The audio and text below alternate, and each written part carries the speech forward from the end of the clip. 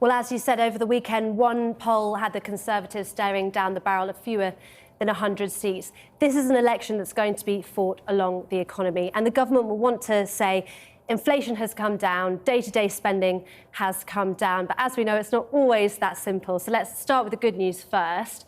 The good news is that energy bills are coming down because of the price cap. The average British household will be spending £238 less a year on their bills. It's not where we were before the pandemic, but it's still the lowest price in 2 years. And then also today, the government's new national living wage, that has gone up for the first time by more than £1 to £11.44. As for the bad news, well, council taxes are on the rise everywhere apart from Scotland. So on average in England, they'll be going up by £106. And then we've got UK broadband and mobile phone contracts. Those will be going up by nearly 8%. And water companies too will be putting up their bills by, on average, 6%.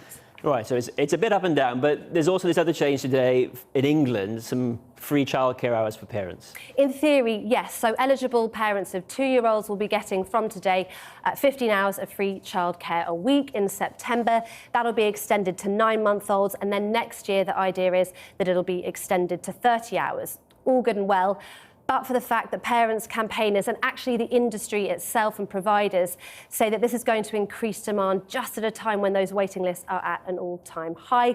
Ultimately, they're saying those places may not exist. All of this was put to the Business Minister, Kevin Hollingrake, today, and this is what he said.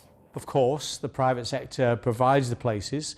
We're providing the funding. As the funding kicks in, there'll be more places provided in the childcare sector. So we think this policy will work very well. It costs about £8 billion a year. Now, Labour has called this a pledge without a plan. They said that it's too simple, and they said that it doesn't do anything to address closures of nurseries and also a loss in places. They say that nearly 40,000 have been lost since 2010. Labour did confirm today that if it were to win the election, it wouldn't reverse this plan, but it did say there would need to be big reforms. What those reforms are, we don't know. They haven't yet said.